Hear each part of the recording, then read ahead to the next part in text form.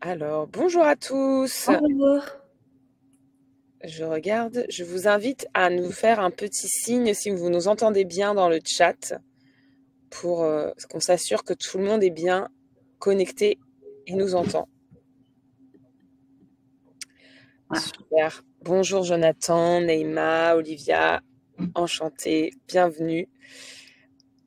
On va démarrer assez rapidement, mais je vais en profiter le temps que tout le monde se dise bonjour pour faire une rapide un peu introduction de pourquoi on est là, avant de laisser la parole à Mathilde. On est ravis de vous retrouver. C'est la semaine des métiers. Je pense qu'on est à la 3e édition chez Chance. Chance, on est une offre en fait de solutions de coaching à la fois en bilan de compétences, mais aussi aux entreprises pour les personnes qui se posent des questions sur le sens qu'ils souhaitent donner à leur travail autour de plusieurs piliers dans la méthode que propose Chance. Et c'est pour ça aussi qu'on se retrouve cette semaine. La Chance, c'est aussi beaucoup d'entraide, une communauté qui est très forte et où on a la conviction que c'est avec les autres qu'on va plus loin et qu'on peut trouver le sens de son travail. Et cette semaine en est l'illustration puisque on a 50 personnes comme Mathilde qui ont décidé de répondre à notre proposition de venir parler de leur métier, vraiment dans un but d'entraide encore une fois et d'altruisme pour vous permettre à toutes et à tous de découvrir une facette de leur métier dans le quotidien, dans les pour, dans les contre, et d'avoir une vraie vision sincère de ça. Et donc, je vous invite à la fois à voir s'il y a d'autres lives qui peuvent vous intéresser. On en a vraiment pendant toute cette semaine, ça s'enchaîne, mais aussi d'aller voir sur le site de Chance si vous avez envie de trouver plus de sens dans ce que vous faites au quotidien ou si c'est quelque chose qui peut vous intéresser de manière plus large. Voilà, je vais te laisser la parole d'abord, Mathilde, pour te présenter, nous en dire un peu plus sur qui tu es, ce que tu fais au quotidien. Ok, bon, je vais essayer d'être brève. Du coup, alors j'ai 25 ans. Je suis entrepreneur depuis, on va dire, à peu près 2019, donc mes 20 ans. J'avais monté plusieurs projets, mais toujours des projets à impact, parce que c'est vraiment quelque chose que j'ai envie d'avoir dans ma vie professionnelle. On va en parler plus tard. Et aujourd'hui, donc, ma société est la seule et l'unique, c'est Podium, où en fait, nous, on aide les marques de prêt-à-porter et aussi d'ameublement à se lancer dans de la seconde main ou de la location. Et nous, on agit vraiment en marque blanche. En marque blanche, ça veut dire qu'on est vraiment un prestataire de service. On agit dans l'ombre.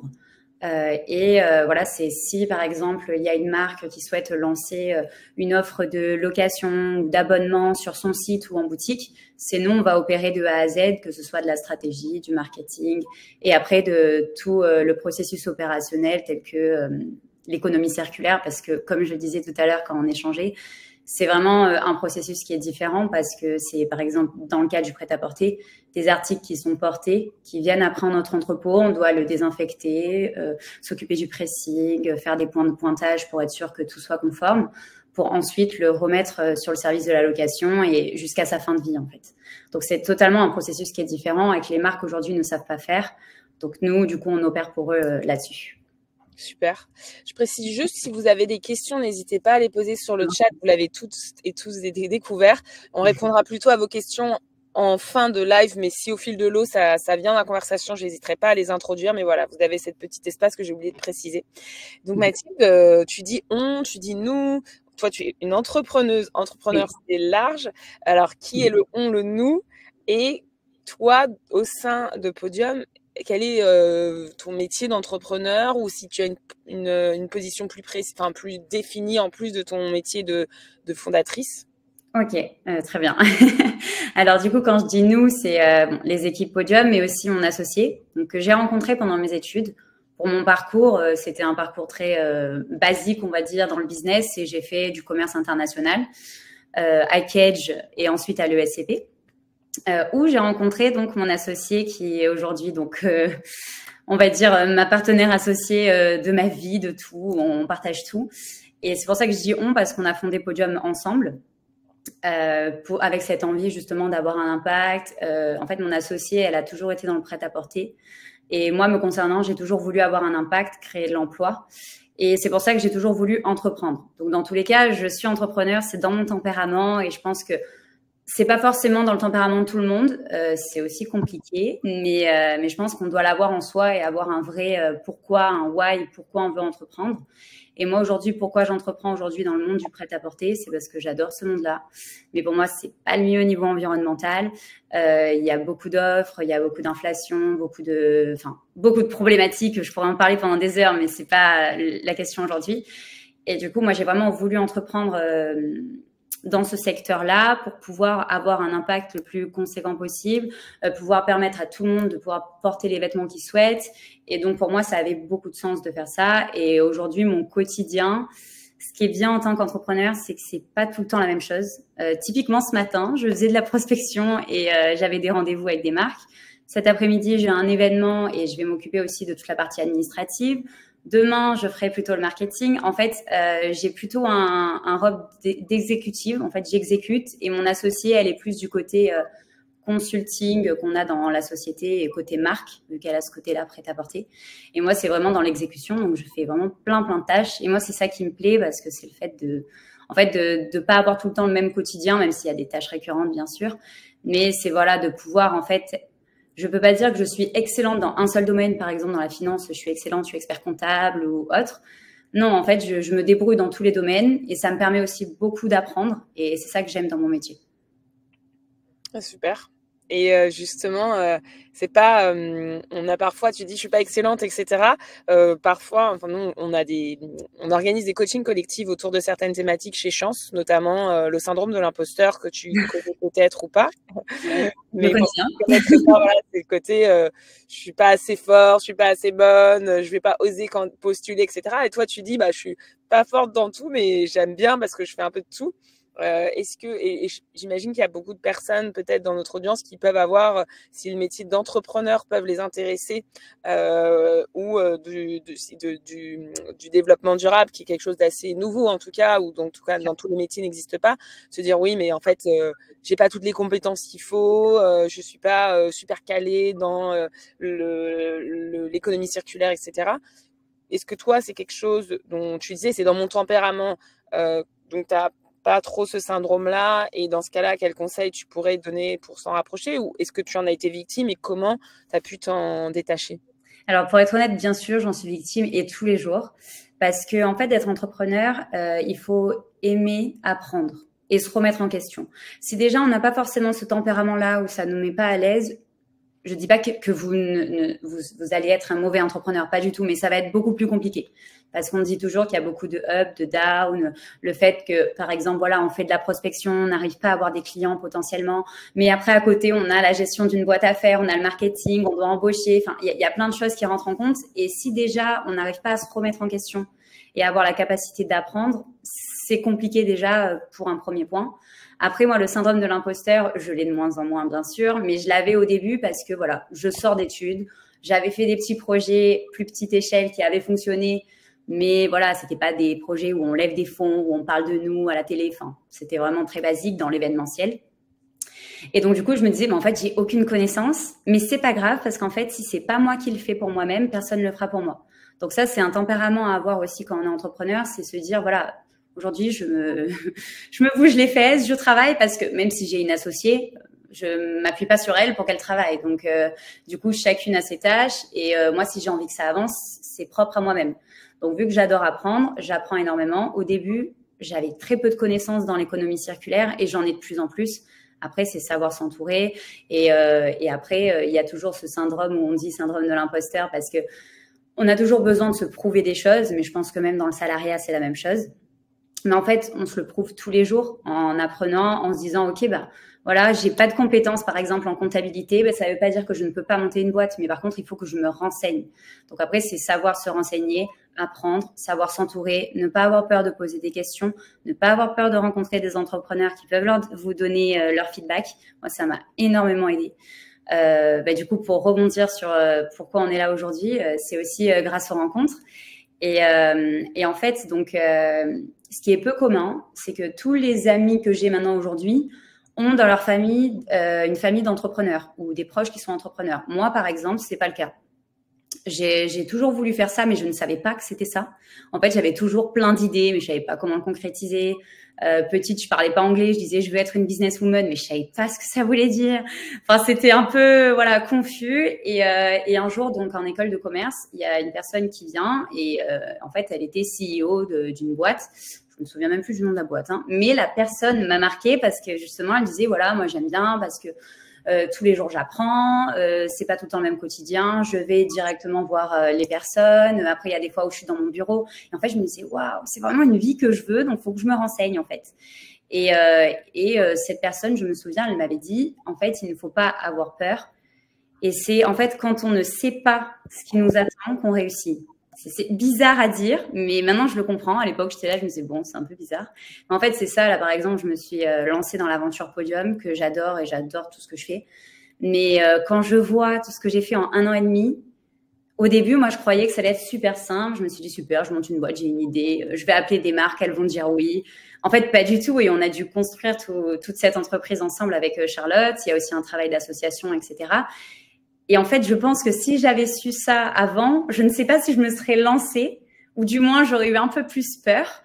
Et en fait, c'est grâce à cette phrase-là de cette personne qui m'a dit ça où je me suis dit, bah en fait, c'est vrai et on verra. De toute façon, je sais pas. Donc, c'est un peu la naïveté qui fait que on avance et qui fait que on a un objectif et on s'en fout, même s'il y aura plein de up, de down, on y va quand même, quoi. Donc, ça, c'est génial.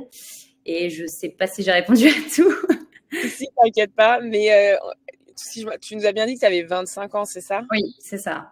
Comment est-ce que à moins de 25 ans, quand on se dit je veux être businesswoman, je veux être entrepreneur, je veux monter ma boîte, je sais pas, on tape sur Google monter ma boîte, ça commence par quoi? Je pense qu'il y a beaucoup de gens qui là, et je te partagerai les questions juste avant, qui se posent vraiment des questions très concrètes sur des levées de fonds, etc.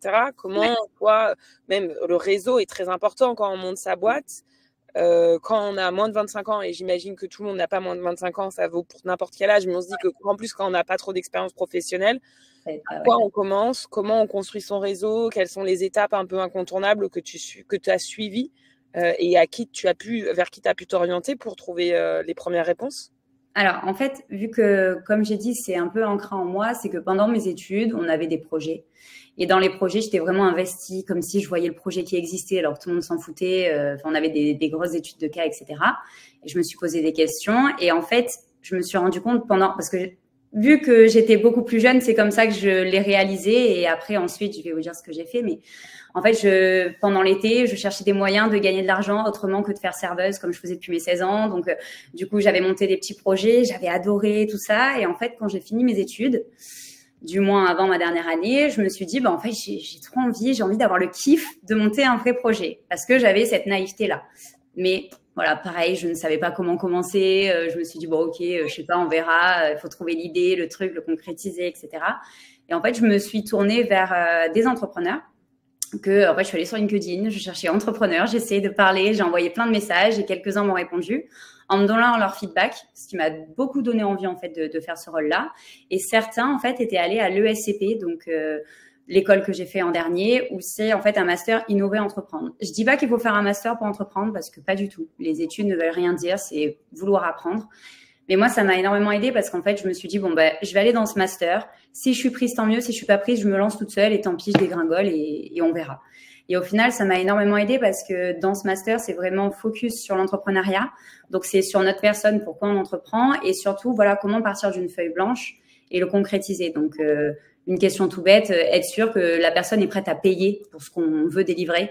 Parce que, ok, c'est très bien de dire oui, j'adore avoir, j'ai pas d'idée, mais des gobelets recyclés et tout, c'est génial.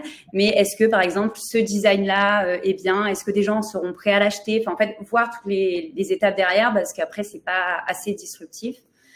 Et en fait, le fait de poser tout le temps des questions à des gens, de parler de son projet, de demander son avis, enfin, moi, je le recommande à 1000%. Et si demain, vous ne faites pas d'études pour ça, c'est pas très grave. Entourez-vous de personnes qui font ce que vous aimeriez faire ou bien qui sont dans un secteur qui vous plaît, où vous avez envie un petit peu de changer, comme moi dans le prêt-à-porter, par exemple. Voilà, j'ai adoré le prêt-à-porter, mais je me disais non, je vais pas travailler là-dedans parce que c'est pas du tout écologique, j'arrive pas à trouver une solution qui peut y répondre. Et en fait, à force de me rapprocher de ces personnes-là, je me suis dit, en fait, il y a peut-être une idée qui peut émerger. Après, il faut partir de zéro, pas avoir peur encore d'apprendre et de poser des questions. Justement, c'est marrant parce que Marie-Camille qui pose la question, est-ce que c'est un métier un peu solitaire? Et de ce que j'entends, Non. j'ai l'impression que c'est pas du tout ça. Pas du Elle tout. se demande s'il y a un côté solitude pour des gens qui seraient extravertis. Est-ce que tu vois qu'il y a un peu ça qui pourrait être un inconvénient pour des personnes qui ont plus ce côté extraverti qu'introverti? En fait, ça dépend de quel type d'entrepreneuriat que vous faites. Vous pouvez être entrepreneur et être freelance. Enfin, vous pouvez lancer votre propre société de freelance, de consulting, vous êtes seul. Là, c'est un petit peu solitaire. Moi, c'est pas dans mon tempérament. Comme j'ai dit, j'entreprends en plus pour créer de l'emploi, donc j'ai envie d'avoir donc des personnes en interne, de former, etc. Mais pour moi, c'est pas du tout un métier solitaire. Moi, je suis plutôt extravertie. J'ai besoin de voir du monde. Pour me ressourcer, j'ai besoin de voir mes amis, mes proches, etc. Moi, l'entrepreneuriat, c'est vraiment quelque chose qui me correspond. Après, on peut être introverti et entrepreneur aussi. Hein. Mon associée est plus introvertie que moi et au final, elle s'y plaît. Mais pour moi, c'est une aventure qu'on vit à plusieurs. Donc, bien sûr, il y a une aventure seule parce que c'est un combat tous les jours. Faut savoir pourquoi on se lève. Moi, pour être honnête, je ne me payais pas jusqu'à août. Donc, pendant 1 an et demi, 2 ans, je ne me suis pas payée et pourtant, j'avais ma société. Enfin, c'est quand même un combat, on va dire, solitaire. Mais par contre, c'est une aventure qu'il faut vivre à plusieurs. Si vous gardez tout pour vous, vous ne tiendrez pas. Tout dépend de la société. Mais moi, personnellement, c'est une aventure que je vis avec mon associé. C'est une aventure que je vis du coup avec mon compagnon parce que j'en parle tout le temps et du coup, il m'aide, il me challenge et je l'ai rencontré pendant mes études. Avec tous les collaborateurs qu'on a en interne parce qu'on est dépendant quand même de nos clients au final. Même si on dit c'est génial, on est indépendant, oui, c'est la liberté, être entrepreneur. Non, faut pas le faire pour la mode parce qu'il y a un petit peu un mood là-dedans en ce moment. Parce qu'on n'est pas du tout indépendant, au contraire, on est encore plus dépendant de nos clients. On va payer des personnes plus que nous et qui travaillent pour nous, par exemple, ou on va peut-être même eux les payer et pas nous d'abord. Enfin, en fait, c'est une mentalité différente. C'est vouloir créer quelque chose et cette création, elle se fait pas seule. Elle le fait parce que, par exemple, on veut un impact, on veut que cette solution corresponde à plein de personnes en France, par exemple, ou parce qu'on veut, comme je disais, créer de l'emploi. Donc, du coup, je veux avoir un impact au sein de mes employés, donc leur proposer une bonne culture d'entreprise, un métier qui a du sens. Enfin, donc, pour moi, c'est vraiment une aventure qu'on vit à plusieurs et il n'y a pas ce sentiment solitaire à part les émotions en interne avec les épreuves qu'on vit, quoi. Non, c'est intéressant en plus ce que tu dis, c'est qu'il n'y a pas une question d'être solo entrepreneur, c'est-à-dire je crée tout seul ou j'ai un associé. Dans ce que tu dis, on sent que tu le vis à plusieurs, mais pas uniquement parce que vous êtes 2 fondatrices, c'est aussi ton entourage, le cercle professionnel, le cercle des collaborateurs et que effectivement la solitude que tu peux avoir à porter tes propres émotions, tu peux aussi la partager dans un environnement. Vraiment en parler, quoi. Ça aide beaucoup. Il y a Victoria qui demandait une question sur le fait, est-ce que pour créer ta société, tu as fait une levée de fonds? Non. Non. Non. Et d'ailleurs, on a été sollicité parce que le fait qu'on ait été à l'ESCP, donc dans un master Innover Entreprendre, on a rencontré des business angels, etc. Ensuite, on a été pris à Station F, donc en mars. Donc, on a été sollicité. Mais nous, on a cette vision-là avec Charlotte, mais après, chacun est propre à ce qu'il souhaite.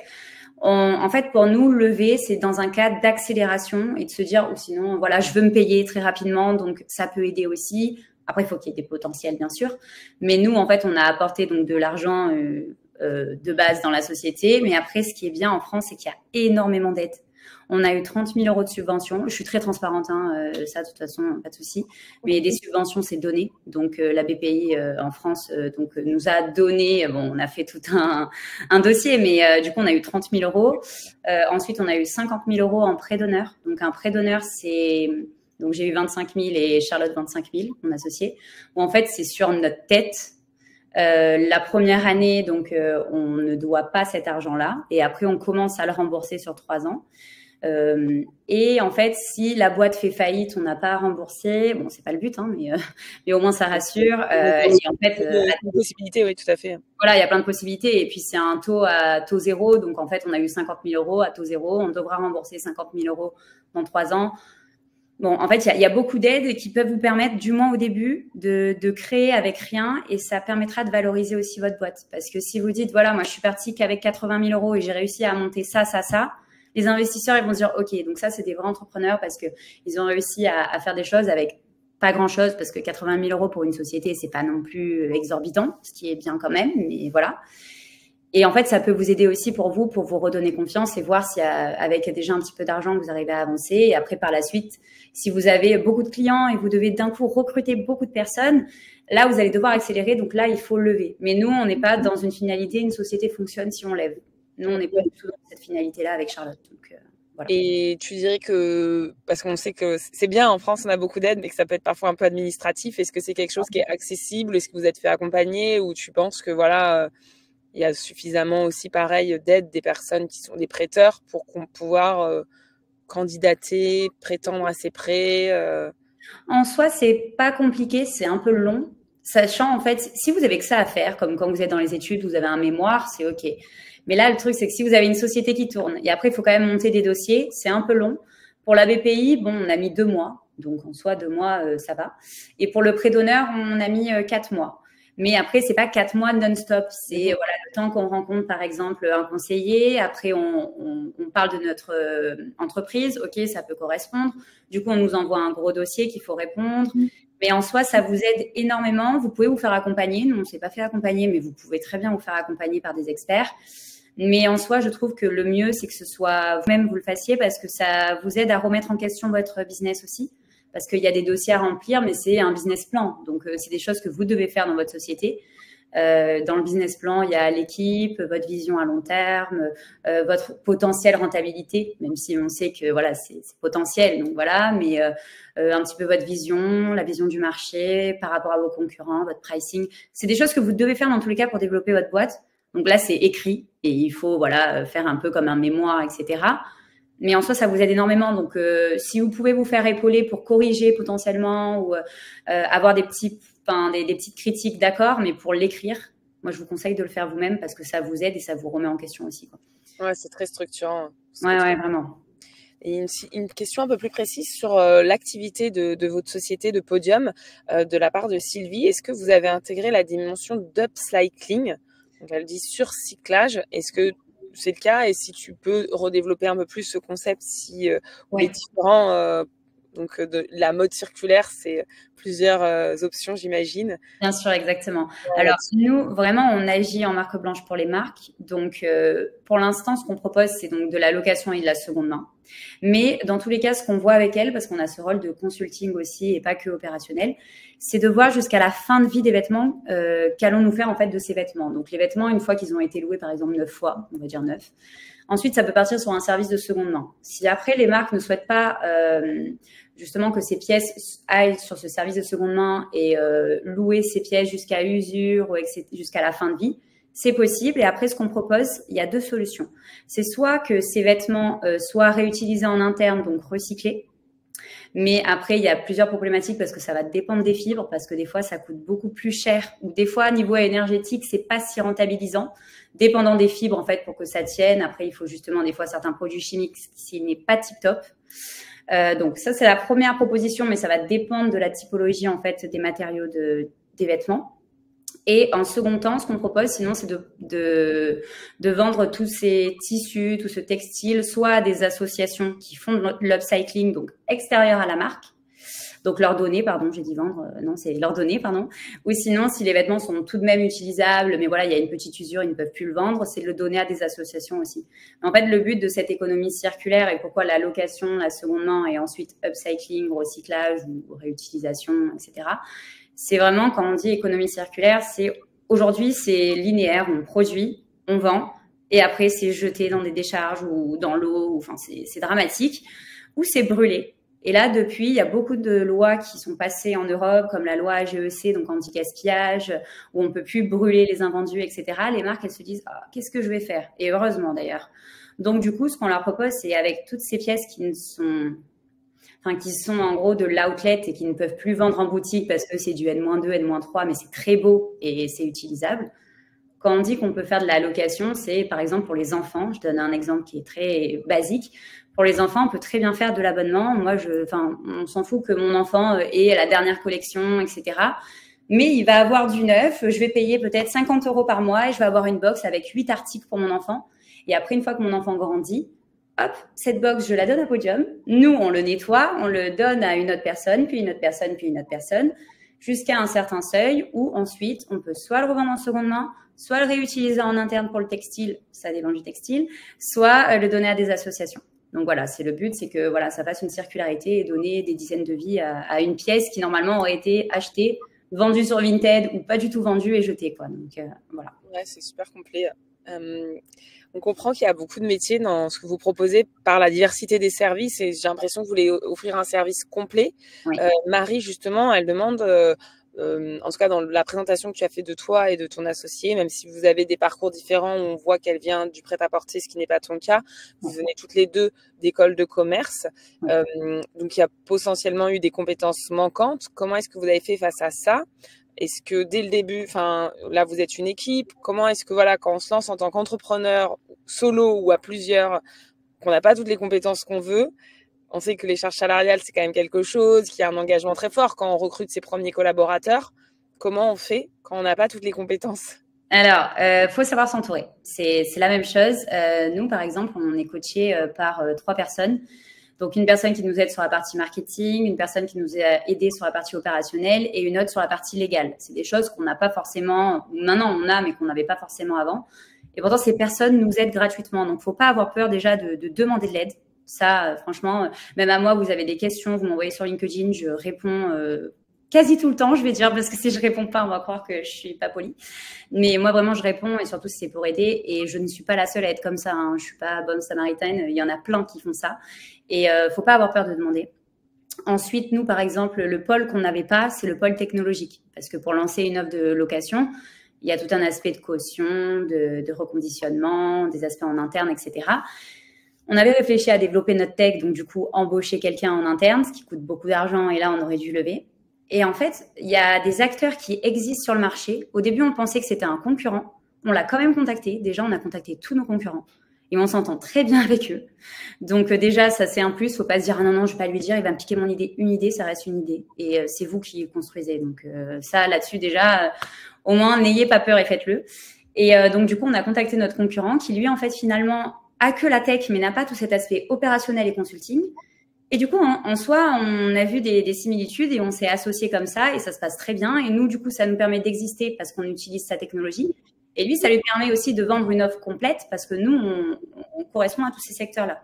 Donc, vraiment, le point clé, c'est de savoir s'entourer et ne pas avoir peur de poser des questions. Et après, recruter en interne des personnes plus fortes que vous, il n'y a pas de mal à ça. Juste faire attention. Moi, ce que je dis, c'est vraiment de connaître tous vos pôles. Même si, par exemple, moi, c'est plus la partie financière. Charlotte, elle l'a un peu moins, mais elle connaît quand même un petit peu ma partie parce que c'est quand même indispensable.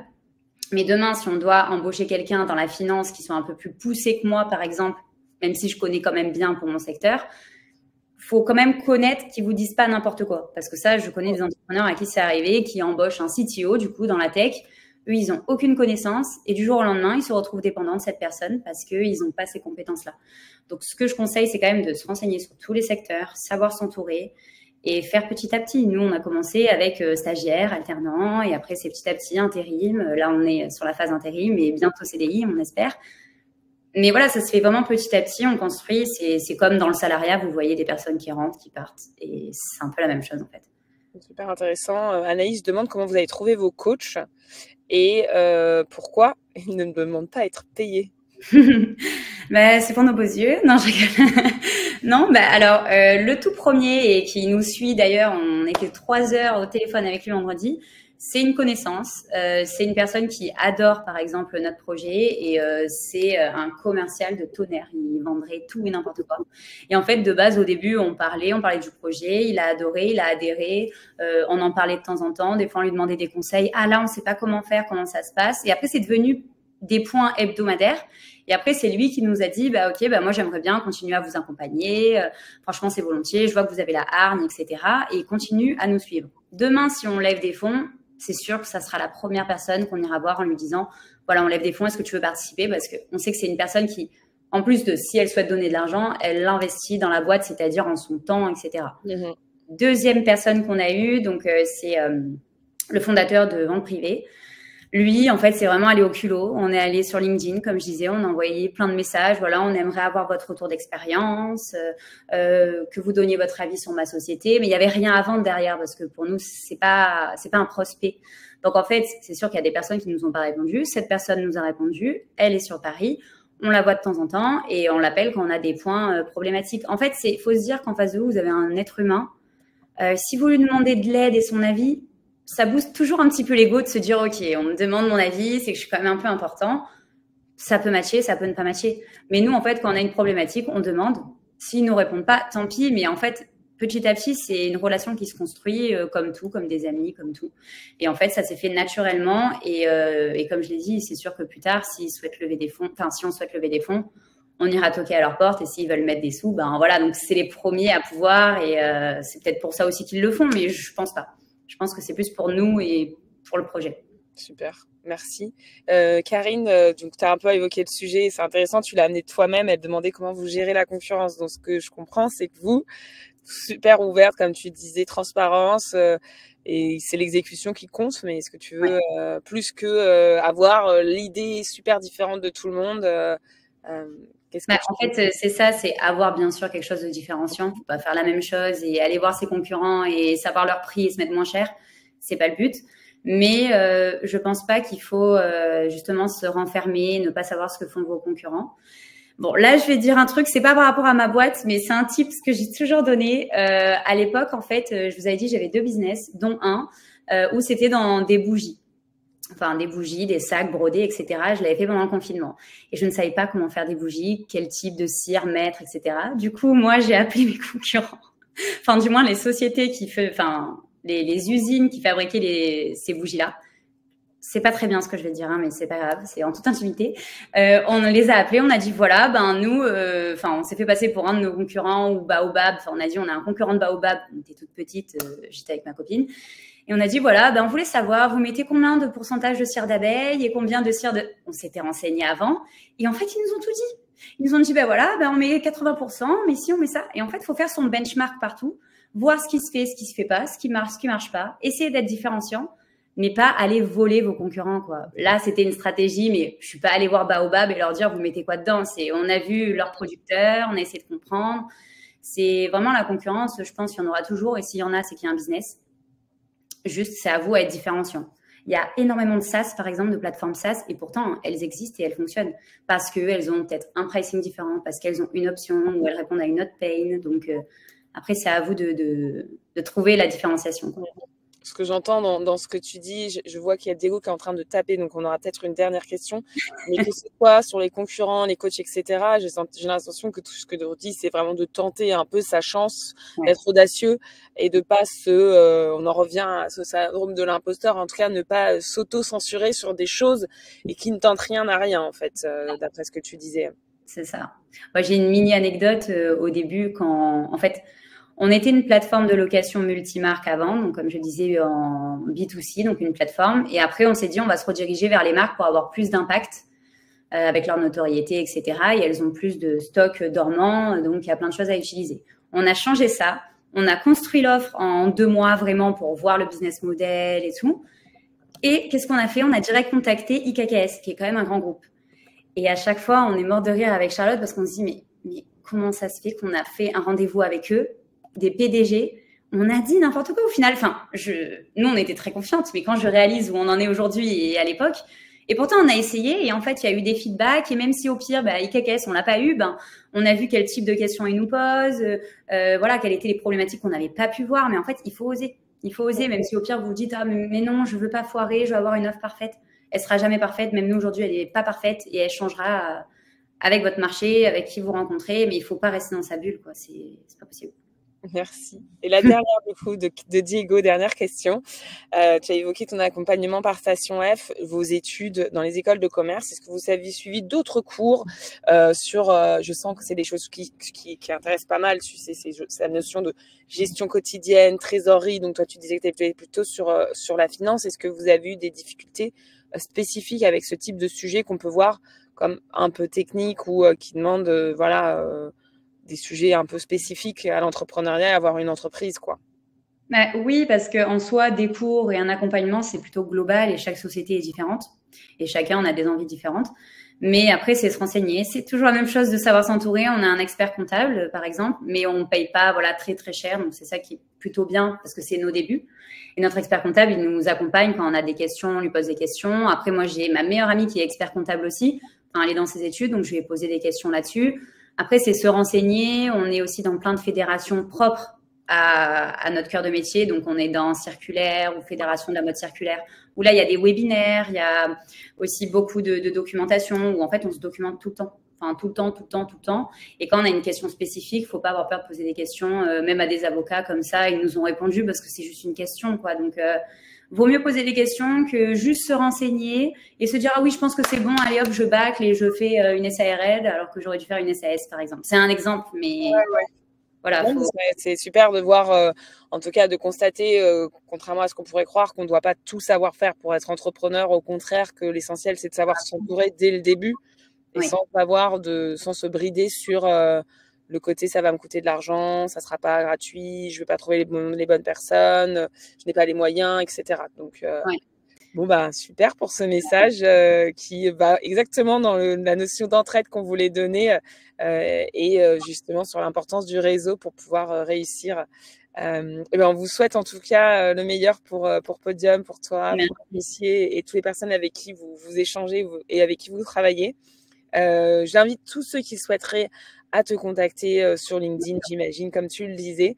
Le webinar sera accessible en replay. On vous repartagera tous les liens. Mais n'hésitez pas surtout à en voir d'autres, à faire circuler celui-ci ou à contacter Mathilde pour en apprendre davantage. Volontiers, Merci à n'hésitez pas. tous. Bonne journée, bonne Bonne journée continuation. à vous, bonne continuation. Au revoir.